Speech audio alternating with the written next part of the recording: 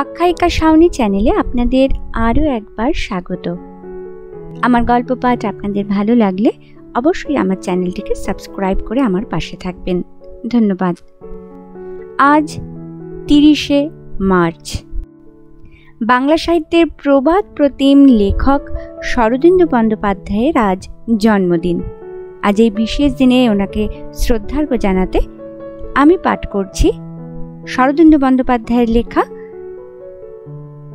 ঐতিহাসিক কাহিনী অষ্টম স্বর্গ। সেদিন সন্ধ্যার আকাশে দ্রুত সঞ্চরণমান মেঘের দল শিপ্রার বর্ষাস্ফীত বক্ষে ধূমল ছায়া ফেলিয়া চলিয়াছিল। বৃষ্টি পড়িতেছে না বটে, কিন্তু পশ্চিম হইতে খড় ও আর্দ্র বায়ু বহিতেছে। শীঘ্রই বৃষ্টি নামিবে। ছিন্ন ধাবমান মেঘের আড়ালে পঞ্চমীর চন্দ্রকলা মাঝে মাঝে দেখা যাইতেছে, যেন মহাকালের করচ্যুত বিষাণ খসিয়া পড়িতেছে। এখনই দিগন্তরালে অদৃশ্য হইবে। শিপ্রার পূর্ব তটে উজ্জয়িনীর পাষাণ নির্মিত বিস্তৃত ঘাট। ঘাটের অসংখ্য সোপান বহু ঊর্ধ্ব হইতে ধাপে ধাপে নামিয়া শিপ্রার গর্ভে প্রবেশ করিয়াছে। ক্ষিপ্র জলধারা এই পাষাণ প্রতিবন্ধকে আছড়িয়া পড়িয়া আবর্ত সৃষ্টি করিয়া বহিয়া যাইতেছে। কিন্তু শূন্য ঘাটে আজ শিপ্রার আক্ষেপোক্তি শুনিবার কেহ নাই। ঘাট নির্জন। অন্যদিন এই সময় বহু স্নানার্থিনীর ভিড় লাগিয়া থাকে। তাহাদের কলহাস্য ও কঙ্কন কিঙ্কিনি মুখরভাবে শিপ্রাকে উপহাস করিতে থাকে। তাহাদের ঘটোচ্ছলিত জল মসৃণ সোপানকে পিচ্ছিল করিয়া তোলে। আজ কিন্তু ভিড় নাই। মাঝে মাঝে দুই একটি তরুণী বধূ আকাশের দিকে সশঙ্ক দৃষ্টি হানিয়া ঘট ভরিয়া দ্রুত পদে প্রস্থান করিতেছে। কচ্চিৎ এক ঝাঁক কিশোরী বয়স্যা মঞ্জির বাজাইয়া গাগরি ভরিতে আসিতেছে। তাহারাও অল্পকাল জলক্রীড়া করিয়া পূর্ণ ঘটকক্ষে চঞ্চল চরণে সোপান আরোহণ করিয়া প্রস্থান করিতেছে। নির্জন ঘাটে সন্ধ্যার ছায়া আরও ঘনীভূত হইতেছে। ঘাট নির্জন বটে, কিন্তু সম্পূর্ণ জনশূন্য নহে। একটি পুরুষ নিম্নতর সোপানের এক প্রান্তে চিন্তামগ্নভাবে নীরবে বসিয়া আছেন। পুরুষের বয়স বোধহয় 35 কিংবা 36 বৎসর হইবে। যৌবনের মধ্যাহ্ন। দেহের বর্ণ তপ্ত কাঞ্চনের ন্যায়। মস্তক মুণ্ডিত, স্কন্ধে উপবিত, ললাটে শ্বেতচন্দনের ত্রিপুণ্ডক। মেঘাচ্ছন্ন পাবৃত সন্ধ্যার স্বল্পালোকেও তাহার খড়গের ন্যায় তীক্ষ্ণ নাসা ও আয়ত উজ্জ্বল চক্ষু স্পষ্ট দেখা যাইতেছে। তিনি কখনো আকাশের দিকে দৃষ্টিপাত করিতেছেন, কখনো উদ্বেল যৌবনা নদীর তরঙ্গভঙ্গ নিরীক্ষণ করিতেছেন, কখনো ক্রীড়া চপলা তরুণীদের রহস্যালাপ শ্রবণ করিয়া মৃদু মৃদু হাসিতেছেন। কিন্তু তাহার মুখ চিন্তাক্রান্ত। গত 2 দিন হইতে একটি দুরূহ সমস্যা কিছুতেই তিনি ভঞ্জন করিতে পারিতেছেন না। অলঙ্কার শাস্ত্র ঘাটিয়া শেষ করিয়া ফেলিয়াছেন, কিন্তু তাহার প্রশ্নের উত্তর কোথাও পাওয়া যায় নাই। এদিকে মহারাজ অবন্তিপতি ও সভাস্থ রসিক মণ্ডলী সাগ্রহে প্রতীক্ষা করিয়া আছেন। ঘরে গৃহিণী তাহার ঔদাস্য ও অন্যমনস্কতায় সন্দিগ্ধ হইয়া উঠিতেছেন। নানা দুশ্চিন্তায় দুর্ভাবনায় এই মধুর আষাঢ় মাসেও রাত্রিতে নিদ্রা নাই। কয়েকটি যুবতী এই সময় মঞ্জির ঝঙ্কারে অমৃত বৃষ্টি করিয়া সোপান শীর্ষ হইতে জলের ধারে নামিয়া আসিল। পুরুষকে কেহ লক্ষ্য করিল না। উত্তরীয় কলস নামাইয়া রাখিয়া জলে অবতরণ করিল। কৌতুক সরস আলাপ করিতে করিতে পরস্পরের দেহে জল ছিটাইতে লাগিল। পুরুষ একবার সচকিতে তাহাদের প্রতি কটাক্ষপাত করিয়া নত মুখে তাহাদের আলাপের ছিন্নাংশ শুনিতে লাগিলেন। কাল তোর বর দেশে ফিরিয়াছে না? তাই। সমুচ্চ কলহাস্যে বাকি কথাগুলি চাপা পড়িয়া গেল। কি ভাই, কি হইয়াছে ভাই? তুই আই বুড়ো মেয়ে, আমাদের সঙ্গে মিশবি কেন লা? তোকে কিছু বলিব না। আহা, বল বল, ওর তো এই মাসেই বর আসিবে, ও এখন আমাদের দলে। মধু, মোম, কুমকুম আর ইঙ্গুদি তৈল মিশাইয়া ঠোঁটে লাগাস, আর কোনো ভয় থাকিবে না। সেই সঙ্গে একটু কেয়ার রেনুও দিতে পারিস, কিন্তু খুব সামান্য। ওলো দেখ দেখ, কপতিকার কি দশা হইয়াছে। পুরুষ আর নয়নে দেখিলেন কপতিকা তাড়াতাড়ি আবক্ষ জলে ডুবাইয়া বসিল। লোলার কি দুঃখ ভাই, তাহার স্বামী আজিও ফিরিল না। কে জানে, হয়তো জবদ্বীপ। কত দূর ভাই? সিংহল পার হইয়া যাইতে হয় 6 মাসের পথ। লোলার জন্য বড় দুঃখ হয়, আমাদের সঙ্গে আসে না। দেখ, মেঘগুলো আজ পূর্ব মুখে ছুটিয়া আছে। হ্যাঁ, এ মেঘ অলকায় যাইবে না। পুরুষ কর্ণ উদ্যত করিয়া শুনিবার চেষ্টা করিলেন, কিন্তু আর অধিক শুনিতে পাইলেন না। যুবতীরা গাত্র মার্জনা সমাপন করিয়া তীরে উঠিল। এই যুবতী যুথের মধ্যে একটিকে পুরুষ চিনিতেন। তাহারা বস্ত্র পরিবর্তন সমাপ্ত করিলে তিনি ডাকিলেন, ময়ূরীকে তোমরা একবার এদিকে শুনিয়া যাও। চমকিত হইয়া সকলে মুখ ফিরাইল, বোধ করি একটু লজ্জাও হইল। তাই উত্তরীয় দ্বারা তাড়াতাড়ি অঙ্গ আবৃত করিয়া ফেলিল। ময়ূরিকা নিম্নকণ্ঠে পুরুষের নাম উচ্চারণ করিল। নিমেষের মধ্যে চোখে চোখে একটা উত্তেজিত ইঙ্গিত খেলিয়া গেল। তারপর সকলে সংযতভাবে পুরুষের সমীপবর্তী হইয়া দাঁড়াইল। ময়ূরিকা যুক্ত করে প্রণাম করিয়া বলিল, ভট্ট, আমাদের প্রণাম গ্রহণ করুন। ভট্ট স্মিত মুখে আশীর্বাদ করিলেন, আয়ুষ্মতী হও। তোমরা এতক্ষণ কি কথা কহিতেছিলে? সকলে পরস্পরের মুখাবলোকন করিতে লাগিল।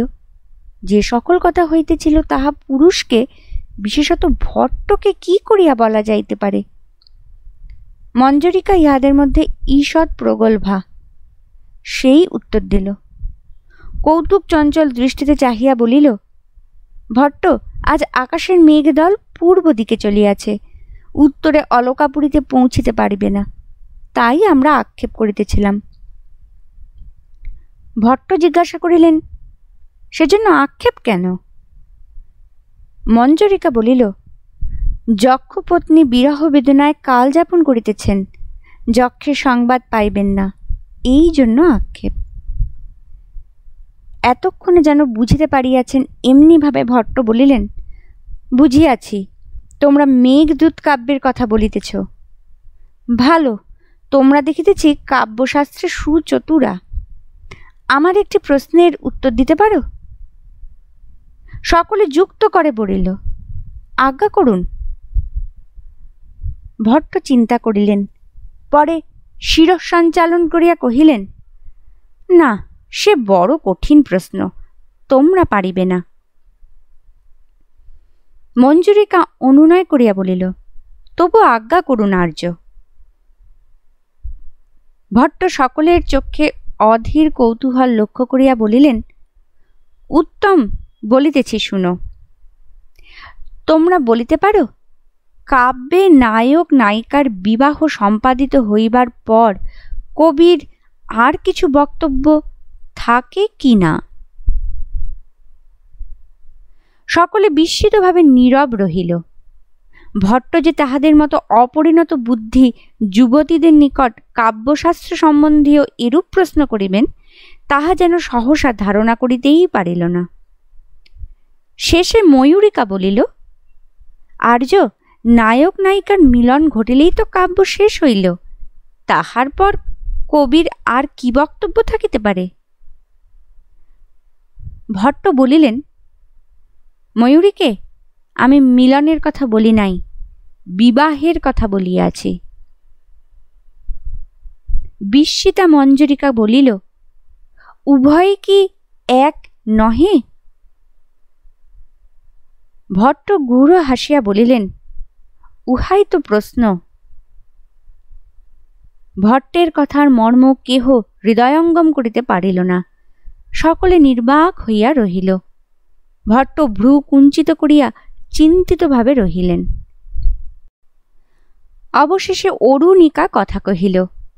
সে ইহাদের মধ্যে সর্বাপেক্ষা চতুরা, এতক্ষণ কথা বলে নাই।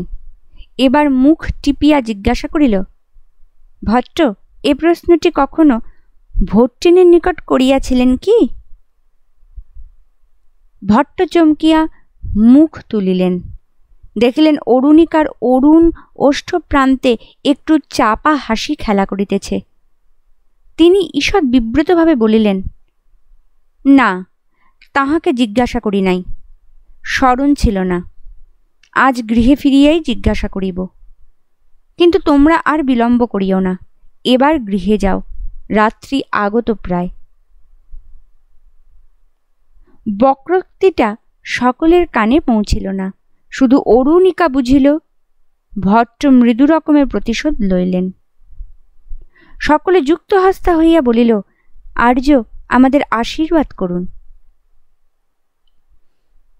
ভট্ট হাসিলেন, তোমাদের আমি আর কি আশীর্বাদ করিব? আমি শঙ্করের দাস, অথচ স্বয়ং শঙ্করারই তোমাদের সহায়। ভালো, আশীর্বাদ করিতেছি। মুহূর্তকাল নীরব থাকিয়া জলদ গম্ভীর কণ্ঠে কহিলেন, মা ভূদেবং খনৌমপি চ তে স্বামিনা বিপ্রয়োগ। সকলে কপোত হস্তে আশীর্বাদ গ্রহণ করিয়া শিরোধার্য করিল। তারপর প্রফুল্ল মনে, প্রীতিবিম্বিত মুখে শ্রোণী কলস ভার মন্থর পদে প্রস্থান করিল। ভট্ট বসিয়া রহিলেন। যুবতীদের নূপুরনিক্কণ ক্রমে শ্রুতি বহির্ভূত হইয়া গেল। তখন আবার তাহার মুখ চিন্তাচ্ছন্ন হইল। কি করা যায়? এ প্রশ্নের কি সমাধান নাই? তীরে আসিয়া শেষে তরি ডুবিবে। অবশ্য একথা সত্য যে নায়ক নায়িকার বিবাহ দিবার পর কবির কর্তব্য শেষ হয়, কিন্তু তবু তাহার মন সন্তোষ মানিতেছে না কেন? কাব্য তো শেষ হইয়াছে, আর এক পদ অগ্রসর হইলে প্রতিজ্ঞা লঙ্ঘন হইবে। যাহা প্রতিপন্ন করিবার জন্য লেখনী ধারণ করিয়াছিলেন, তাহার অতিরিক্ত কথা বলা হইবে। তাহা করিবার প্রয়োজন কি? নায়িকার মুখে সলজ্জ হাসি ফুটাইয়া বিদায় লওয়াই তো কবির উচিত, আর সেখানে থাকলে যে রসভঙ্গ হইবে। সবই ভট্ট বুঝিতেছেন, তবু তাহার মন উঠিতেছে না। কেবলই মনে হইতেছে, এ হইল না, কাব্য শেষ হইল না, চরম কথাটি বলা হইল না। এদিকে রাত্রি মেঘের ধূসর পক্ষে আশ্রয় করিয়া দ্রুত অগ্রসর হইয়া আসিতেছে। সন্ধ্যা আহ্নিকও হয় নাই, মন বিক্ষিপ্ত। ভট্ট উঠিবার চেষ্টা করিয়া চারিদিকে চাহিলেন। দেখিলেন কলস কক্ষে একটি তরুণী নিঃশব্দে নামিয়া আসিতেছে। তাহার গতিভঙ্গিতে এমন কিছু ছিল যাহা দেখিয়া ভট্ট উঠিতে পারিলেন না, আবার বসিয়া পড়িলেন। তরুণী ধীরে ধীরে কলস নামাইয়া সোপানের শেষ পৈঠায় আসিয়া বসিল। কোনো দিকে লক্ষ্য করিল না। বিষণ্ণ ব্যথিত চক্ষু দুটি তুলিয়া যেখানে শিপ্রার স্রোত দূরে বাঁকের মুখে অদৃশ্য হইয়াছে, সেই দিকে চাহিয়া রহিল। ভট্ট দেখিলেন রমণের দেহে সৌভাগ্যের চিহ্ন ব্যতীত অন্য কোনো অলঙ্কার নাই। রুক্ষ কেশের রাশি একটা মাত্র বেণীতে আবদ্ধ হইয়া অংশের উপর পড়িয়া আছে। শুষ্ক অশ্রুহীন চোখে কজ্জল নাই। এই নীরব শোক পরায়ণা এক বেণী ধরা যুবতীকে ভট্ট বালিকা বয়সে চিনিতেন, সম্প্রতি বহুদিন দেখেন নাই। তাহার চোখে জল আসিল, কিন্তু বক্ষে আনন্দের ক্ষণপ্রবাহ খেলিয়া গেল। তিনি ডাকিলেন, লোলা। তন্দ্রাহতের ন্যায় যুবতী ফিরিয়া চাহিল। ভট্টকে দেখিয়া সলজ্জে উত্তরীয় দ্বারা অঙ্গ আবৃত করিয়া সংকোচ জড়িত পদে তাহার সম্মুখে আসিয়া দাঁড়াইল। ভট্টের চক্ষু বড় তীক্ষ্ণ, বস্ত্র ভেদ করিয়া দেহ ও দেহ ভেদ করিয়া মনের অন্তরতম কথাটি দেখিয়া লয়। লোলা কণ্ঠিত নত মুখে দাঁড়াইয়া রহিল। ভট্ট জিজ্ঞাসা করিলেন, তুমি রৈবতক নাবিকের বধূ? লোলা হেঁট মুখে রহিল, উত্তর করিল না। তাহার অধর কাঁপিতে লাগিল। ভট্ট পুনরায় বলিলেন, তোমার স্বামী শ্রেষ্ঠী বরুণ মিত্রকে লইয়া গত বৎসর জবদ্বীপে গিয়াছে, আজও ফিরে নাই? লোলার চক্ষু দিয়া জল গড়াইয়া পড়িল। সে কেবল মাথা নাড়িল। ভট্ট সুস্মিত মুখে বলিলেন, তুমি ভয় করিও না, রৈবতক কুশলে আছে। ব্যাকুল নয়নে লোলা ভট্টের মুখের দিকে চাহিল। তাহার দৃষ্টির কাতর বিহ্বল প্রশ্ন ভট্টের বক্ষে সূচি বেধবৎ বিঁধিল। তিনি লজ্জিত হইলেন। ছি ছি, এতক্ষণ এই বালিকার আকুল আশঙ্কা লইয়া তিনি খেলা করিতেছিলেন। অনুতপ্ত স্বরে বলিলেন, আজ রাজসভায় সংবাদ আসিয়াছে, রৈবতক সমস্ত নৌকা লইয়া সমুদ্র সঙ্গমে ফিরিয়াছে। 2-1 দিনের মধ্যেই গৃহে ফিরিবে, তুমি নিশ্চিন্ত হও। থর থর কাঁপিয়া লোলা সেইখানেই বসিয়া পড়িল। তারপর গলশ্রু নেত্রে গলবস্ত্র হইয়া ভট্টকে প্রণাম করিল। বাষ্পরুদ্ধ কণ্ঠে কহিল, দেব, আপনি আজ অভাগিনীর প্রাণ দিলেন। মহাকাল আপনাকে জয়যুক্ত করুন। উদ্গত অশ্রু সংবরণ করিয়া জিজ্ঞাসা করিল, আজ সংবাদ আসিয়াছে? হ্যাঁ। সকলে নিরাপদে আছেন? হ্যাঁ, সকলেই নিরাপদে আছেন। লোলা, তুমি অনুপমা। রৈবতক আসিলে তাহাকে আমার কাছে পাঠাইয়া দিও, তাহাকে তোমার কথা বলিব। অশ্রু মার্জনা করিয়া লোলা সিক্ত হাসি হাসিল। অস্ফুট স্বরে বলিল, যে আজ্ঞা। এতক্ষণে শিকড় কণার ন্যায় গুঁড়ি গুঁড়ি বৃষ্টি পড়িতে আরম্ভ করিয়াছিল। বায়ুতাড়িত জলকণা তির্যকভাবে ভট্টের মুখে পড়িতে লাগিল। তিনি উঠিলেন। সস্নেহস্বরে লোলাকে বলিলেন, লোলা, দুঃখের অন্তেই মিলন মধুর হয়। আমার উমাকে আমি যে দুঃখ দিয়াছি তাহা স্মরণ করিলেও বক্ষ বিদীর্ণ হয়।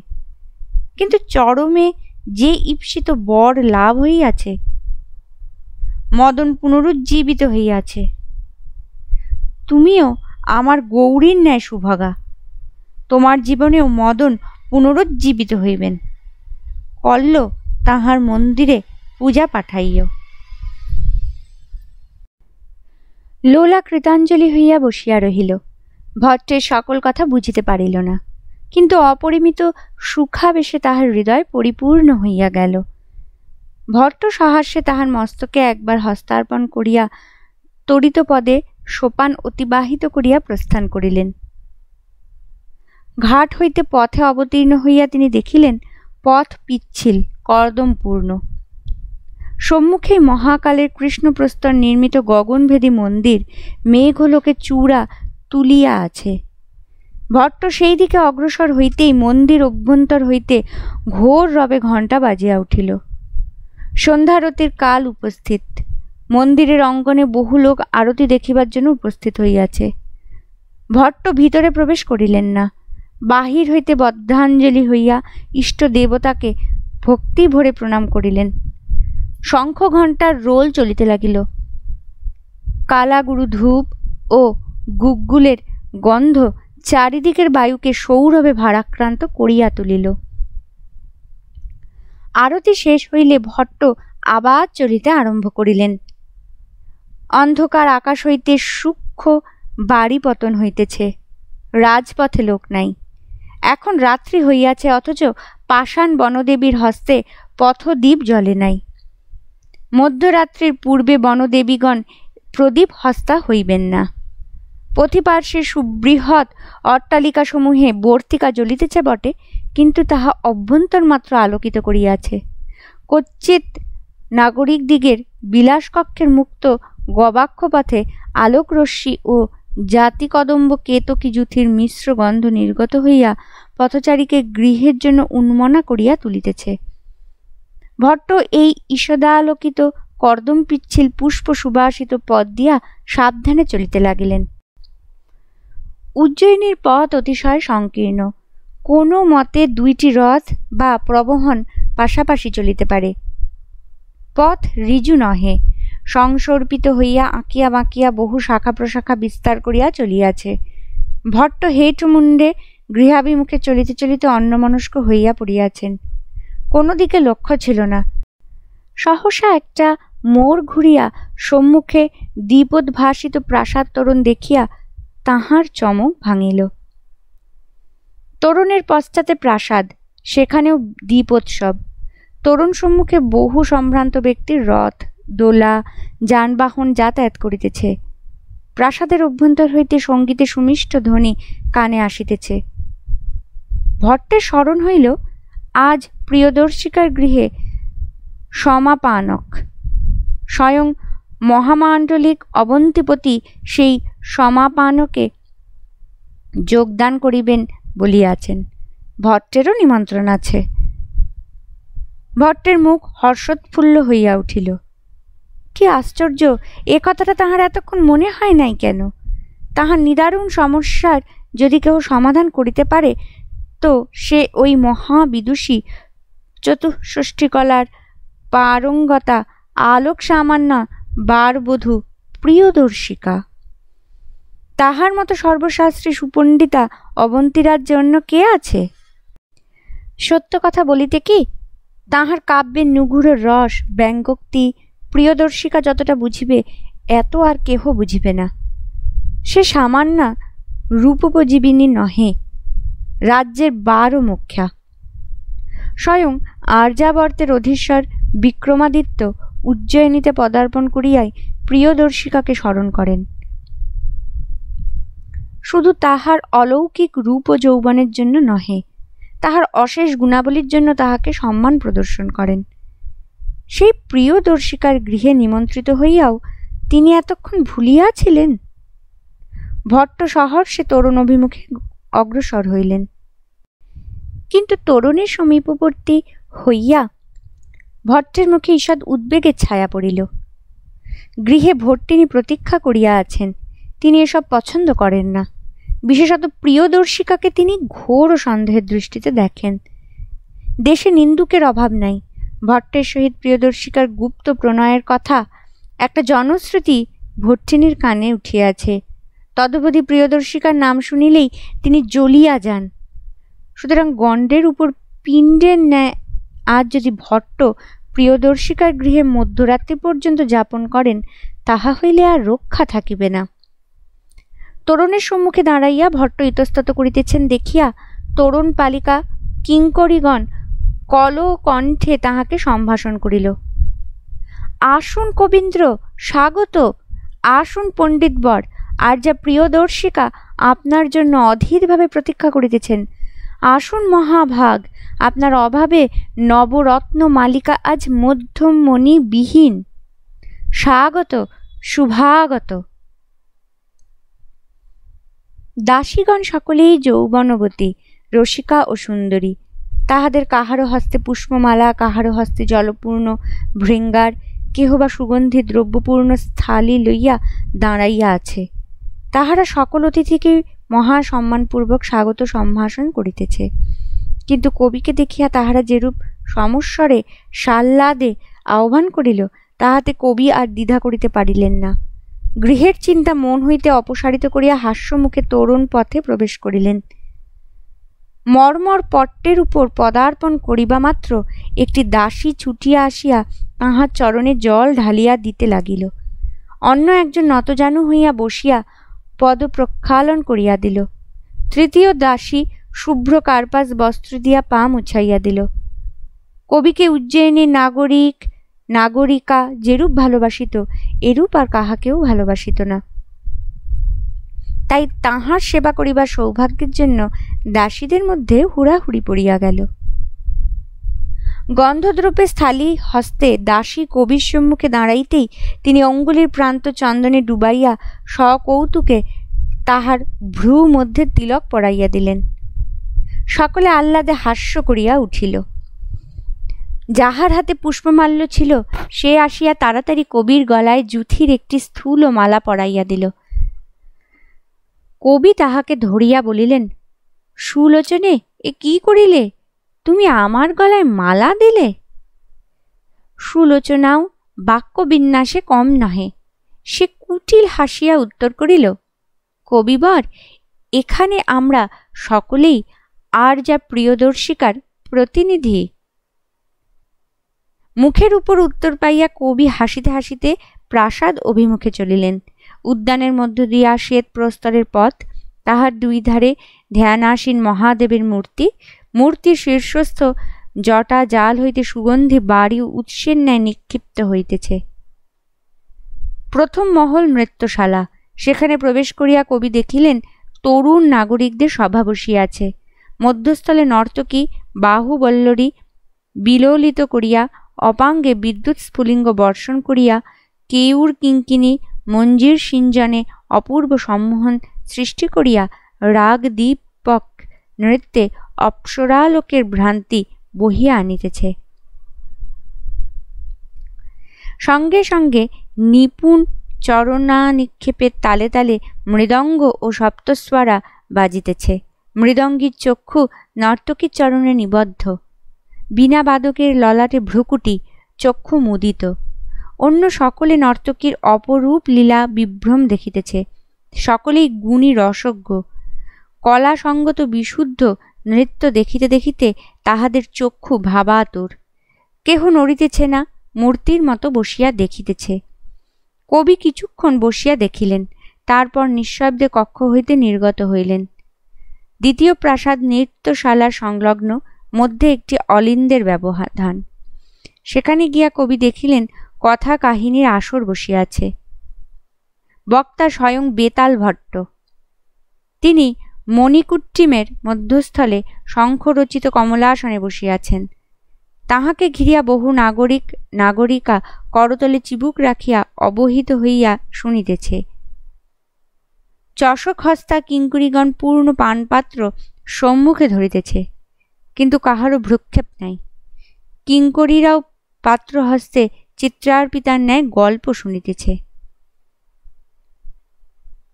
বেতাল ভট্ট গম্ভীর কণ্ঠে কহিতেছেন। পিশাচ অট্ট অট্ট হাস্য করিল, কহিল, মহারাজ, এই শ্মশান ভূমির উপর আপনারও কোনো অধিকার নাই। ইহা আমার রাজ্য। ওই যে নরমেধ শোণিত লিপ্ত মহাশুল মশানের মধ্যস্থলে প্রথিত দেখিতেছেন, উহাই আমার রাজদণ্ড। কবি আর সেখানে দাঁড়াইলেন না। হাস্য গোপন করিয়া চুপি চুপি নিষ্ক্রান্ত হইলেন। যাইবার পূর্বে সকলের মুখ একবার ভালো করিয়া নিরীক্ষণ করিয়া লইলেন, কিন্তু প্রিয়দর্শিকাকে শ্রোতৃমণ্ডলীর মধ্যে দেখিতে পাইলেন না। তৃতীয় প্রাসাদটি সর্বাপেক্ষা বৃহৎ ও সুরম্য। সভার ন্যায় সুবিশাল কক্ষ, তাহার চারিদিকে বহুবিধ আসন ও শয্যা বিস্তৃত রহিয়াছে। কেন্দ্রস্থলের মর্মর কুট্টিম অনাবৃত, তাহার উপর মণিময় অক্ষবাট অঙ্কিত রহিয়াছে। ছাদ হইতে সুবর্ণ শৃঙ্গলে অগণিত দ্বীপ দুলিতেছে। কক্ষ প্রাচীরে সারি সারি দ্বীপ, উপরন্তু হর্মতলে স্থানে স্থানে স্বর্ণদণ্ডের শীর্ষে সুগন্ধি বর্তিকা জ্বলিতেছে। কক্ষের কোথাও লেশমাত্র অন্ধকার নাই। এই কক্ষে দ্বার দেশে উপস্থিত হইয়া কবির মনে হইল কক্ষে বুঝি কেহ নাই। এত বিশালী কক্ষ যে সেখানে প্রায় 30 জন লোক থাকা সত্ত্বেও উহা শূন্য মনে হইতেছে। সখী ও পরিচারিকাগণ ছায়ার মতো গমনাগমন করিতেছে। তাহাদের নূপুর গুঞ্জনও যেন মৃদু ও অস্পষ্ট হইয়া গিয়াছে। ঘরের মধ্যস্থলে উপস্থিত হইয়া কবি দেখিলেন মহারাজা অবন্তীশ্বর বড় রুচির সহিত অক্ষক্রীড়ায় বসিয়াছেন। তাহাদের এক পার্শ্বে রত্নখচিত সুরাভৃঙ্গার ও চষক, অন্য পার্শ্বে তাম্বুল করঙ্ক। দুইজনেই খেলায় নিমগ্ন।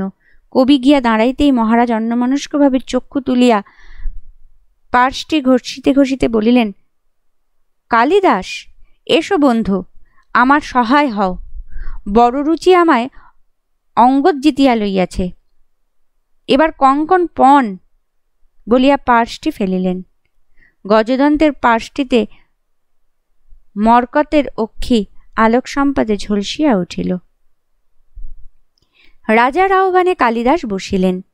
অন্যদিন হইলে নিমেষ মধ্যে তিনিও খেলায় মাতিয়া উঠিতেন, কিন্তু আজ তাহার মন লাগিল না। বিশেষ ইহারা দুইজনেই খেলায় এত একাগ্র যে মাঝে মাঝে সুরাপাত্র নিঃশেষ করা ব্যতীত আর কোনো দিকে মন দিতে পারিতেছেন না। কিছুক্ষণ বসিয়া থাকিয়া কালিদাস উঠিলেন। ঘরের চারিদিকে দৃষ্টিপাত করিতে করিতে দেখিলেন দূরে নীল পক্ষল চীনাংশুকের আস্তরণের উপর প্রিয়দর্শিকা বসিয়া আছে, যেন সরোবরের মাঝখানে একটি মাত্র কমল ফুটিয়াছে। তাহার সম্মুখে বসিয়া একজন পুরুষ হাত নাড়িয়া কি কথা বলিতেছে। পশ্চাৎ হইতে কালিদাস তাহার মুখ দেখিতে পাইলেন না। প্রিয়দর্শিকা কপলে হস্ত রাখিয়া তাহার কথা শুনিতেছিল। কালিদাস সেই দিকে ফিরিতেই দুইজনের চোখাচোখি হইল। প্রিয়দর্শিকা স্মিত হাসিয়া চোখের ইঙ্গিতে কবিকে ডাকিল। কবি বুঝিলেন প্রিয়দর্শিকা বিপদে পড়িয়াছে। তিনি মন্থর পদে সেই দিকে অগ্রসর হইলেন। নিকটে গিয়া দেখিলেন যে ব্যক্তি প্রিয়দর্শিকার সহিত কথা কহিতেছে সে অত্যন্ত পরিচিত। তাহার মুখ শূকরের ন্যায় কদাকার, দেহ রোমশ, মস্তকের কেশ কণ্টকবৎ ঋজু ও উদ্ধত। কবি মৃদুকণ্ঠে হাসিয়া উঠিলেন, কহিলেন, কে ও? বরাহ? না না, মিহির ভট্ট যে। প্রিয়দর্শীকে জ্যোতির্বিশারদ কি তোমার ভাগ্য গণনা করিতেছেন? বাধাপ্রাপ্ত বরাহমিহির ক্রুদ্ধ মুখে কবির দিকে ফিরিলেন। প্রিয়দর্শিকা যেন ইতিপূর্বে কবিকে দেখে নাই, এমনিভাবে তাড়াতাড়ি উঠিয়া দাঁড়াইয়া করজোরে তাহাকে প্রণাম করিল। তাহার কর্ণে নীলকান্তমণির অবতংশ দুলিয়া উঠিল। কণ্ঠস্বরে মধু ঢালিয়া দিয়া বলিল, কবিবর, স্বাগত হসি। আপনার পদার্পণে আজ আমার গৃহে পরমোৎসব। আসন গ্রহণ করুন আর্য। হলা বকুলে শীঘ্র করিবার জন্য পানীয় লইয়া আয়। কালিদাস বসিলেন, বলিলেন, আচার্য মিহির কিসের আলোচনা হইতেছিল? ফলিত জ্যোতিষ? উত্তম কথা। আমার ভাগ্যটা একবার গণনা করিয়া দেখুন তো। সম্প্রতি বড় বিপদে পড়িয়াছি। বরাহমিহির মুখে হাসির একটা অনুকৃতি করিয়া বলিলেন, কবি, তুমি এখন বিনাইয়া বিনাইয়া একটা বর্ষা সংহার কাব্য লেখ গিয়া। এসব কথা তুমি বুঝিবে না। পরিচারিকা স্ফটিক পাত্রে আসব লইয়া আসিল। প্রিয়দর্শিকা তাহা সহস্তে লইয়া কবিকে দিল। কবি পান করিয়া পাত্র দাসীকে ফিরাইয়া দিলেন। তারপর প্রিয়দর্শিকার হস্ত হইতে তাম্বুল লইয়া বলিলেন, কেন বুঝিব না? জ্যোতিষ শাস্ত্রে সত্য কি আছে? দ্বাদশ রাশি, সপ্তবিংশতি নক্ষত্র আর নবগ্রহ, এই লইয়া তো ব্যাপার। ইহাও যদি বুঝিতে না পারি। বরাহমিহির কবিকে সম্পূর্ণ উপেক্ষা করিয়া প্রিয়দর্শিকার দিকে ফিরিয়া অসমাপ্ত বক্তৃতা আবার আরম্ভ করিলেন। বলিলেন, একবার ভাবিয়া দেখো, আমাদের অপৌরুষের শাস্ত্রের উপর এই অর্বাচীন যাবনিক বিদ্যা বলাৎকার পূর্বক বসাইয়া দেওয়া হইয়াছে। ফল কিরূপ বিস্ময় হইয়াছে তাহা জানো কি? অশ্বিন্যাদি বিন্দু পুরা 3 অংশ সরিয়া গিয়াছে। বরাহমিহির ক্ষুদ্র রক্তবর্ণ নেত্রে প্রিয়দর্শিকাকে দগ্ধ করিবার উপক্রম করিলেন, যেন এই অপরাধের পরিপূর্ণ দায়িত্ব তাহারই। 3 অংশ, কল্পনা করো, 3 অংশ। ইহার ফলে সমগ্র ভূচক্র 3 অংশ সরিয়া গিয়াছে। সর্বনাশ হইতে আর বাকি কি? যে সকল গর্ভদাস এই কুকার্য করিয়াছে তাহারা জানে না যে আকাশচক্র রথচক্র নয়, উহা চিরস্থির, চির নিরয়ন। এই গ্রহতারা মণ্ডিত বোম নিরন্তর ঘূর্ণমান হইয়াও অচল গতিহীন। কালিদাস হাসিয়া উঠিলেন। দেখিলেন বরাহ আর যেরূপ খেপিয়াছে, সহজে উহার কবল হইতে প্রিয়দর্শিকাকে উদ্ধার করা যাইবে না। তিনি উঠিয়া দাঁড়াইয়া বলিলেন, মিহির ভট্ট, ওটা আপনার ভুল। আকাশচক্র সত্যই রথচক্র, মহাকালে নিঃশব্দ ঘরঘরহীন রথচক্র। উহা নিরন্তর ঘুরিতেছে এবং সেই সঙ্গে আমরাও ঘুরিতেছি। বরাহ কবির দিকে কেবল একটি কষায়িত নেত্রপাত করিয়া আবার কহিতে লাগিলেন, শুধু কি তাই? এই দ্বাদশ রাশির অভিযানের ফলে ফলিত জ্যোতিষ একেবারে লণ্ডভণ্ড হইয়া গিয়াছে। অভিজিৎ আজ কোথায়? অভিজিৎকে ছাগমুণ্ড করিয়া তাহার গলা কাটিয়া তাহাকে নক্ষত্রলোক হইতে নির্বাসিত করা হইয়াছে। দ্বাদশ রাশিকে সুতন্ত্রিত করিবার জন্য অষ্টবিংশতি নক্ষত্র এখন সপ্তবিংশতি হইয়াছে। দুদিন পরে অভিজিতের নাম পর্যন্ত লোকে ভুলিয়া যাইবে। জ্যোতিষশাস্ত্রে মূর্খের দ্বারা লাঞ্ছিত অবজ্ঞাত হইবে। শুনিতে শুনিতে কবি অন্যত্র প্রস্থান করিলেন। প্রিয়দর্শিকা তাহার প্রতি একবার করুণ কটাক্ষ নিক্ষেপ করিল, কিন্তু উপায় নাই। দৈত্য কর্তৃক আক্রান্ত উর্বশীকে পুরুরবা উদ্ধার করিয়াছিলেন বটে, কিন্তু এ দৈত্য অবদ্ধ। বিমর্ষভাবে চিন্তা করিতে করিতে কবি কক্ষে ইতস্তত ঘুরিয়া বেড়াইতে লাগিলেন। রাত্রিও ক্রমে গভীর হইতেছে। কবি ভাবিলেন, আজ আর কিছু হইল না, গৃহে ফিরি। এই সময় তাহার দৃষ্টি পড়িল কক্ষে দূর কোণ হইতে এক ব্যক্তি হস্তসংকেতে তাহাকে ডাকিতেছে। লোকটি বোধহয় কিছু অধিক মাত্রায় মাদক সেবা করিয়াছে, কারণ সে আসন হইতে উঠিবার চেষ্টা করিতেছে, কিন্তু পারিতেছে না, এবং যতই উঠিতে অসমর্থ হইতেছে ততই আর এক চষক পান করিয়া শক্তি সংগ্রহে যত্নবান হইতেছে। 3 জন গূঢ় হাস্যমুখী দাসী তাহার আসব যোগাইতেছে। লোকটি বৃদ্ধ, কিন্তু বেশভূষা নবীন নাগরিকের ন্যায়। দেহটি স্থূল, মুখ বর্তুলাকার ও লোল মাংস, কিন্তু অতি যত্ন সহকারে অঙ্গ সংস্কার করা হইয়াছে। চক্ষে কজ্জল, কর্ণে সুবর্ণ কুণ্ডল, কণ্ঠে মুক্তাহার, রোমশ দেহে পত্রচ্ছেদ্য। নবযুবক সাজিবার কোনো কৌশলই পরিত্যক্ত হয় নাই। কালিদাস তাহার সম্মুখে উপস্থিত হইলে তিনি চক্ষু তুলিয়াই সহসা কাঁদিয়া ফেলিলেন। দাসীরা মুখ ফিরাইয়া হাসিল। কালিদাস বৃদ্ধের পাশে বসিয়া উদ্বিগ্নভাবে প্রশ্ন করিলেন, বটু, কি হইয়াছে? এত কাতর কেন? চক্ষু মার্জনা করিয়া বৃদ্ধ স্খলিত বচনে কহিলেন, বরাহমিহির একটা ষণ্ড। সমবেদনাপূর্ণ হৃদয়ে কালিদাস বলিলেন, সে বিষয়ে কোনো সন্দেহ নাই, কিন্তু কি হইয়াছে? বৃদ্ধ পুনশ্চ বলিলেন, বরাহমিহির একটি বৃষ। কবি বলিলেন, বটু, এ বিষয়ে আমি তোমার সহিত একমত, কিন্তু ব্যাপার কি? বৃষটা করিয়াছে কি? ভগ্ন হৃদয় বৃদ্ধ আবার আরম্ভ করিলেন, বরাহমিহির একটা বলিবর্দ। কবি বৃদ্ধের পৃষ্ঠে হাত রাখিয়া বলিলেন, উক্ষা ভদ্র বলিবর্দ ঋষভ বৃষভ বৃষ। আমার কণ্ঠস্থ আছে, সুতরাং আবৃত্তি নিষ্প্রয়োজন। এখন বলিবর্দটা দুষ্কৃতি সম্বন্ধে সবিশেষ জানিতে পারিলে নিশ্চিন্ত হইতে পারি। বৃদ্ধ আর এক চষক মদ্য পান করিলেন। তারপর বলিলেন, কালিদাস, তুমি আমার প্রাণাধিক বয়স্য। তোমার সঙ্গে শৈশবে একসঙ্গে খেলা করিয়াছি। তোমার কাছে আমার গোপনীয় কিছুই নাই। আমি প্রিয়দর্শিকার প্রেমে মজিয়াছি। এইখানে বৃদ্ধ আর এক চষক পান করিলেন।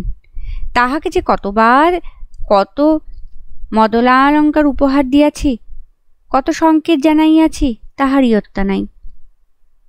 কিন্তু দুষ্টা আমাকে দেখিলেই তা তো বলিয়া সম্বোধন করে, এমন ছলনা দেখায় যেন আমার মনের ভাব বুঝিতেই পারে নাই। আজ আমি সংকল্প করিয়া আসিয়াছিলাম যে প্রিয়দর্শিকার চরণে আত্মনিবেদন করিব, কোনো ছল চাতুরি শুনিব না। কিন্তু আসিয়াই দেখিলাম ওই বরাহটা উহাকে কবলিত করিয়াছে। সেই অবধি কেবলই সুযোগ খুঁজিতেছি, কিন্তু শুকরটা কিছুতেই উহার সঙ্গ ছাড়িতেছে না বলিয়া সুরা বিহ্বল নেত্রে যতদূর সম্ভব বিদ্বেষ সঞ্চার করিয়া যেখানে বরাহমিহির বসিয়াছিলেন সেইখানে দৃষ্টি নিক্ষেপ করিলেন।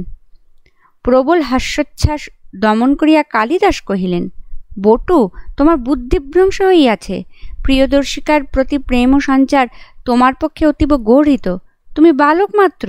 প্রিয়দর্শিকা বর্ষীয়সী, তাহার সহিত তোমার প্রণয় কদাপি যুক্ত নয়। তুমি বরঞ্চ তোমার বয়সোপযোগিনী কোনো কুমারী কন্যার প্রতি আসক্ত হও। বৃদ্ধ বিবেচনা করিয়া বলিলেন, সে কথা যথার্থ, কিন্তু আমি প্রিয়দর্শিকাকে মন প্রাণ সমর্পণ করিয়া ফেলিয়াছি, এখন আর ফিরাইয়া লইতে পারি না। তারপর কালিদাসের হস্ত ধারণ করিয়া কাতরভাবে বলিলেন, কালিদাস, তুমি আমার সখা, আজ সখার কার্য করো। ওই শূকরটাকে প্রিয়দর্শিকার নিকট হইতে খেদাইয়া দাও, নতুবা বন্ধু হত্যার পাপ তোমাকে স্পর্শ করিবে। অকস্মাৎ একটা কুটো বুদ্ধি কালিদাসের মাথায় খেলিয়া গেল। ঠিক হইয়াছে, কণ্টকে নৈব কণ্টকম। তিনি জিজ্ঞাসা করিলেন, শুধু প্রিয়দর্শিকার নিকট হইতে খেদাইয়া দিলেই হইবে? আর কিছু চাহি না? আর কিছু চাহি না। ভালো, চেষ্টা করিয়া দেখি। কালিদাস উঠিলেন। কিছু দূর গিয়া আবার ফিরিয়া আসিয়া বলিলেন, একটা কথা, বটু, পৃথিবীর আহ্নিক গতি আছে, কথা তুমি বিশ্বাস করো? বৃদ্ধ বলিলেন, পৃথিবীর আহ্নিক গতি থাক বা না থাক। কালিদাস বলিলেন, না না, ওটা একান্ত আবশ্যক। বরাহমিহির আহ্নিক গতিতে বিশ্বাস করেন না। নিজের উরুর উপর প্রচণ্ড চপেটাঘাত করিয়া বটুক বলিলেন, তবে আমি বিশ্বাস করি, মুক্ত কণ্ঠে কহিতেছি। কবি হাসিয়া বলিলেন, থাক, উহাতেই হইবে, একেবারে মিথ্যা বলিতে চাহি না। বরাহমিহির তখন নিজের বাগ্মিতায় মাতিয়া উঠিয়াছেন। কালিদাস তাঁহার সম্মুখে দাঁড়াইয়া দুঃখিতভাবে মস্তক আন্দোলন করিয়া কহিলেন, আর্য মিহির ভট্ট বড়ই দুঃসংবাদ শুনিতেছি। বরাহমিহির বাক্যস্রোত সংবরণ করিয়া কহিলেন, কি হইয়াছে? কালিদাস উপবেশন করিয়া বলিলেন, এতক্ষণ তা তো অমর সিংহের সহিত কথা হইতেছিল। তিনি বলিলেন, আর্যভট্টের মীমাংসাই সত্য, পৃথিবীর আহ্নিক গতি আছে। মিহির ভট্ট শূকর দন্ত নিষ্ক্রান্ত করিয়া সক্রোধে বলিলেন, অমর সিংহ একটা নখ দন্তহীন বৃদ্ধ ভল্লুক, তাহার বুদ্ধি লোপ পাইয়াছে। কালিদাস কহিলেন, তিনি বলিতেছেন যে আহ্নিক নামে একটি নূতন শব্দ শীঘ্রই অমর কোষে সংযোজিত করিবেন, তাহাতে আর্যভট্টের মীমাংসাই। মিহির ভট্ট আর স্থির থাকিতে পারিলেন না। অর্ধরুদ্ধ একটি গর্জন ছাড়িয়া উঠিয়া দাঁড়াইলেন। তারপর জড়বুদ্ধি, জড়োদ্গর্ভ, সৌণ্ড, উন্মাদ ইত্যাদি কটূক্তি করিতে করিতে অমর সিংহের অভিমুখে ধাবিত হইলেন। প্রিয়দর্শিকা ও কালিদাস পরস্পরের মুখের দিকে চাহিয়া হাসিলেন। এই বারঙ্গনা ও কবির মধ্যে এমন একটি অন্তঃগ্রূঢ় পরিচয় ছিল যে একে অন্যের মুখের দিকে চাহিয়াই তাহার মনের অন্তরতম কথাটি জানিতে পারিতেন। আজ কবির চিত্ত কোনো কারণে উৎক্ষিপ্ত হইয়াছে, তাহা প্রিয়দর্শিকা বুঝিয়াছিল, কিন্তু সে কথা না বলিয়া শ্রদ্ধা বিগলিত অস্ফুট কাকলিতে কহিল, কবি, অবলার দুঃখমোচনে যদি পুণ্য থাকে তবে সে পুণ্য আপনার, কিন্তু ওদিকে যে গজকুর্মে যুদ্ধ বাঁধিল বলিয়া। কবি প্রাণে এক অপরূপ শান্তি অনুভব করিতে লাগিলেন। কেবলমাত্র এই নারীর সহচর্যেই যেন তাহাকে প্রসন্ন করিয়া তুলিল। তিনি শয্যার উপর অর্ধশায়িত হইয়া প্রিয়দর্শিকার দিকে চাহিয়া রহিলেন। প্রিয়দর্শিকা তাহার বাহুর নিম্নে সযত্নে একটি উপাদান ন্যস্ত করিয়া দিল। কিছুক্ষণ দুইজনে মুখোমুখি বসিয়া রহিলেন। কবির শান্ত চোখে নিস্তরঙ্গ শান্তি, প্রিয়দর্শিকা কিছু বিচলিতা। তারপর প্রিয়দর্শিকা চক্ষু নত করিল, তাম্বুল করঙ্ক কবির সম্মুখে ধরিয়া জিজ্ঞাসা করিল, ভট্টিনীর সংবাদ কি? কবি ঈষৎ চমকিত হইয়া তাম্বুল লইলেন। ভ্রু একটু কুঞ্চিত হইল। বলিলেন, ভট্টিনী? সংবাদ কিছু নাই, তিনি গৃহে আছেন। একটা দুঃসহ ক্ষোভের ছায়া প্রিয়দর্শিকার মুখের উপর দিয়া বহিয়া গেল, কিন্তু তাহা নিমেষকালের জন্য। সে হাস্যমুখেই বলিল, হায় কবি, এই সপ্ত সাগরা পৃথিবী তোমার গুণে পাগল, কিন্তু তোমার গৃহিণী তোমাকে চিনিলেন না। বিস্ময়ে ভ্রু তুলিয়া কালিদাস বলিলেন, চিনিলেন না? কিন্তু তিনি তো আমাকে। প্রিয়দর্শিকা পূর্ণ দৃষ্টিতে তাহার মুখের দিকে চাহিয়া ব্যথা বিদ্ধ কণ্ঠে কহিল, আমি সব জানি কবি, আমার কাছে কোনো কথা গোপন করিবার চেষ্টা করিও না। তারপর মুহূর্তের মধ্যে কণ্ঠস্বর পরিবর্তন করিয়া চটুল স্বরে বলিল, কিন্তু থাক ও কথা, আজ কবির ললাটে চিন্তারেখা দেখিতেছি কেন? যে কাব্য শেষ হইতে আর দেরি নাই বলিয়া সকলকে আশ্বাস দিয়া রাখিয়াছেন, তাহা কি এখনো শেষ হয় নাই? কালিদাস উঠিয়া বলিলেন, প্রিয়দর্শীকে, বড়ই বিপদে পড়িয়াছি। গত 3 রাত্রি হইতে আমার নিদ্রা নাই, তোমার পরামর্শ চাহি। বিস্মিতা প্রিয়দর্শিকা বলিল, কি ঘটিয়াছে? কালিদাস বলিলেন, আমি যে কাব্য লিখিতেছি তাহারই সংক্রান্ত ব্যাপার। অনেক ভাবিয়াও কিছু স্থির করিতে পারিতেছি না, তোমাকে উপদেশ দিতে হইবে। আনন্দে প্রিয়দর্শিকার মুখ উদ্ভাসিত হইয়া উঠিল। বাষ্পাচ্ছন্ন নেত্রে সে বলিল, কবি, আমি রসের অমরাবতীতে বিজয়ী বাসব, কল্পনার ধ্যানালোকে আপনি শুল পানি, আমি আপনাকে উপদেশ দিব? আমাকে লজ্জা দিবেন না। প্রিয়দর্শিকার জানুতে করাঙ্গুলি স্পর্শ করিয়া কবি কহিলেন, প্রিয়দর্শীকে, অবন্তী রাজ্যে যদি প্রকৃত রসের বোদ্ধা কেহ থাকে তো সে তুমি। একথা অকপটে কহিলাম। আর সকলে পল্লবগ্রাহী, মধুর শব্দে মুগ্ধ, বাহ্য সৌন্দর্যে আকৃষ্ট। রসের অতলে কেবল তুমিই ডুবিতে পারিয়াছ। তুমি ভাগ্যবতী। সজল নেত্রে যুক্ত পানি হইয়া প্রিয়দর্শিকা বলিল, কবিবর, আমি সত্যিই ভাগ্যবতী, কিন্তু কি আপনার সমস্যা শুনি? কাব্য কি শেষ হয় নাই? কবি বলিলেন, কাব্য শেষ হইয়াছে কিনা তাহা বুঝিতে পারিতেছি না। বিস্ময় কৌতূহল মিশ্রিত স্বরে প্রিয়দর্শিকা বলিল, কাব্য শেষ হইয়াছে কিনা বুঝিতে পারিতেছেন না? এ তো বড় অদ্ভুত কথা। কালিদাস আরো নিকটে সরিয়া আসিয়া আগ্রহে বলিতে লাগলেন, এ পর্যন্ত অন্য কাহাকেও বলি নাই, তোমাকে প্রথম বলিতেছি, শুনো। আমার কাব্যের নাম কুমার সম্ভব। স্বয়ং মহেশ্বর এই কাব্যের নায়ক, পার্বতী নায়িকা। কাব্যের বিষয় এইরূপ, তারকাসুরের উৎপীড়নে অতিষ্ঠ হইয়া দেবগণ ব্রহ্মার নিকট উপস্থিত হইলেন। ব্রহ্মা কহিলেন, মহাদেবের ঔরসে স্কন্ধ জন্মগ্রহণ করিয়া তারকাসুরকে সংহার করিবেন। সতীর দেহত্যাগের পর শঙ্কর তখন ধ্যানমগ্ন। ওদিকে সতী হিমালয় গৃহে উমা হইয়া জন্মগ্রহণ করিয়াছেন। উমা যৌবন প্রাপ্ত হইয়া হরের পরিচর্যার জন্য তাহার তপভূমিতে উপস্থিত হইলেন। হরের তপস্যা কিন্তু ভাঙে না। তখন দেবগণ মদনকে তপস্যা ভঙ্গের জন্য পাঠাইলেন। মদন তপভঙ্গ করিলেন বটে, কিন্তু স্বয়ং হরনেত্র জন্মা বন্যিতে ভস্মীভূত হইলেন। মহাদেব তপভূমি ত্যাগ করিয়া গেলেন। ভগ্ন হৃদয়া উমা তখন পতি লাভার্থে কঠোর তপশ্চর্যা আরম্ভ করিলেন। ক্রমে মহেশ্বর প্রীত হইয়া উমার নিকট ফিরিয়া আসিলেন। তারপর উভয়ের বিবাহ হইল। এই পর্যন্ত বলিয়া কবি থামিলেন। প্রিয়দর্শিকা তন্ময় হইয়া শুনিতেছিল, মুখ তুলিয়া চাহিল। কবি বলিলেন, সপ্তম স্বর্গে আমি হর পার্বতীর বিবাহ দিয়াছি। বধূ সলজ্জ মুখে হাসি ফুটিয়াছে, কন্দর্প পুনরুজ্জীবিত হইয়াছে। কুমার সম্ভব কাব্যের যাহা প্রতিপাদ্য তাহা প্রতিপন্ন হইয়াছে। সুতরাং কাব্যকলা সঙ্গত ন্যায়ের কাব্য শেষ হইয়াছে। যথার্থ কিনা? প্রিয়দর্শিকা উত্তর করিল না। তীক্ষ্ণ দৃষ্টিতে কবির প্রতি চাহিয়া কহিল। ক্ষণকাল নীরব থাকিয়া কবি বলিলেন, আমি বুঝিতেছি যে শাস্ত্রমতে কাব্য এইখানে সমাপ্ত হওয়া উচিত। তথাপি মনের মধ্যে একটা সন্দেহ জাগিয়াছে। কিসের সন্দেহ? মনে হইতেছে যে কাব্য সম্পূর্ণ হইল না। উমা মহেশ্বরের পূর্বরাগ ও বিবাহ বর্ণনা করিলাম বটে, কিন্তু তবু কাব্যের মূল কথাটি অকথিত রহিয়া গেল।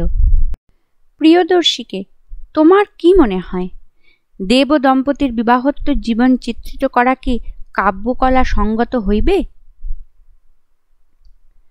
প্রিয়দর্শিকা বলিল, অলঙ্কার শাস্ত্রমতে হইবে না। প্রথমত, বিষয়াতিরিক্ত বর্ণনা বাগ বাহুল্য বলিয়া বিবেচিত হইবে। দ্বিতীয়ত, জগৎ পিতা ও জগন্মাতা দাম্পত্য জীবন বর্ণনা অতিশয় গর্হিত বলিয়া নিন্দিত হইবে। কবি জিজ্ঞাসা করিলেন, তবে তোমার মতে বিবাহ দিয়াই কাব্য শেষ করা কর্তব্য? প্রিয়দর্শিকা দীর্ঘকাল করতলে কপল রাখিয়া বসিয়া রহিল। অবশেষে বলিল, কবি, কাব্যশাস্ত্রের চেয়ে সত্য বড়। সত্যের অনুজ্ঞায় সকলেই শাস্ত্র লঙ্ঘন করিতে পারে, তাহাতে বাধা নাই। কবি বলিলেন, কিন্তু এক্ষেত্রে সত্য কাহাকে বলিতেছ? প্রিয়দর্শিকা বলিল, হরপার্বতীর মিলনই সত্য। কবি বলিলেন, তাহাই যদি হয় তবে সে সত্য তো পালিত হইয়াছে। হইয়াছে কি? হয় নাই? তাহা আমি বলিতে পারিব না, উহা কবির অন্তরের কথা। কবি কিয়ৎকাল নীরব থাকিয়া বলিলেন, আমার অন্তরের কথা আমি বুঝিতে পারিতেছি না, তাই এই সংশয়। তোমার অভিমত কি বলো? প্রিয়দর্শিকা মৃদু হাস্য করিয়া বলিল, আমার অভিমত শুনিবেনি? হ্যাঁ, না শুনিয়া নিরস্ত হইবেন না? না। ভালো, আজ আপনি গৃহে প্রত্যাবর্তন করুন। রাত্রি গভীর হইয়াছে। কাল প্রাতে যদি আপনার মনে কোনো সংশয় থাকে, আমার অভিমত জানাইব, বলিয়া প্রিয়দর্শিকা উঠিয়া দাঁড়াইল। কবি ঈষৎ নিরাশ হইয়া কিন্তু মুখে কিছু বলিলেন না। প্রিয়দর্শিকা তরুণদ্বার পর্যন্ত তাহার সঙ্গে আসিল। বিদায়কালে কবি বলিলেন, চলিলাম। মিহিরভট্ট ও অমর সিংহ হইতে দূরে দূরে থাকিও, আর একটা চিন্তা করিয়া দেখিও। দুইজনের চোখে চোখে স্মিতহাস্য বিনিময় হইল। প্রিয়দর্শিকা বলিল, দেখিব। কবি যখন নিজ গৃহদ্বারে পৌঁছিলেন তখন রাত্রি তৃতীয় প্রহর। দ্বার ভিতর হইতে অর্গলবদ্ধ অন্ধকার। কবি উৎকর্ণ হইয়া শুনিবার চেষ্টা করিলেন, কিন্তু কোনো শব্দ পাইলেন না। বোধহয় সকলে নিদ্রিত। তিনি কবাটে করাঘাত করিলেন। ভিতর হইতে কণ্ঠস্বর শোনা গেল, কে? কবি কুণ্ঠিত স্বরে উত্তর করিলেন, আমি কালিদাস। গৃহের কবাট খুলিল। কবি সভয়ে দেখিলেন প্রদীপ হস্তে স্বয়ং গৃহিণী। গৃহিণী বলিলেন, আসিয়াছ? এত রাত্রি পর্যন্ত কোথায় ছিলে? গৃহাভ্যন্তরে প্রবেশ করিয়া কবি ক্ষুব্ধ স্বরে কহিলেন, প্রিয়ে, তুমি এতক্ষণ জাগিয়া আছো কেন? দাসীকে বলিলেই তো। কবিপত্নী কঠিন স্বরে জিজ্ঞাসা করিলেন, এত রাত্রি পর্যন্ত কোথায় ছিলে? সংকুচিত হইয়া কবি কহিলেন, সমাপানকে গিয়াছিলাম। কবিপত্নীর অবরুদ্ধ ক্রোধ এতক্ষণে ফাটিয়া পড়িল। তিনি প্রজ্বলিত নেত্র কহিলেন, প্রিয়দর্শিকার গৃহে গিয়াছিলে? বলো বলো, লজ্জা কি? কেহ নিন্দা করিবে না। তুমি মহাপণ্ডিত, তুমি সহাকবি, তুমি ধর্মনিষ্ঠ ব্রাহ্মণ, বেশ্যালয়ে রাত্রি যাপন করিয়াছ, তাহাতে আর লজ্জা কি? প্রিয়ে, ধিক! আমাকে প্রিয় সম্বোধন করিতে তোমার কুণ্ঠা হয় না? কে তোমার প্রিয়া, আমি না ওই সহস্রভোগ্যা পথকুক্কুরী প্রিয়দর্শিকা? কবি নিরুত্তর দাঁড়াইয়া রহিলেন। তাহার নীরবতা কবিপত্নীর ক্রোধে ঘৃতাহুতি দিল।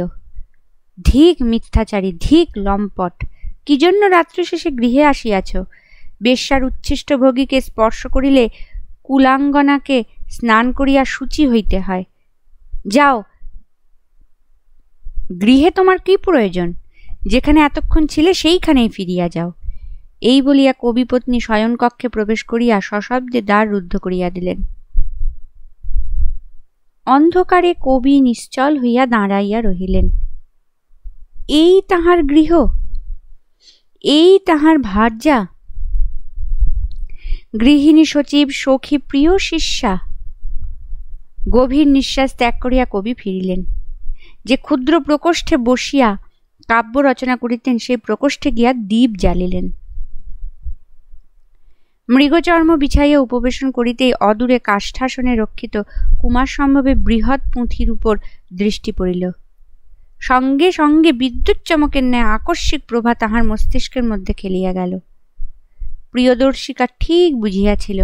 সে বলিয়াছিল, কাল প্রাতে যদি কোনো সংশয় থাকে।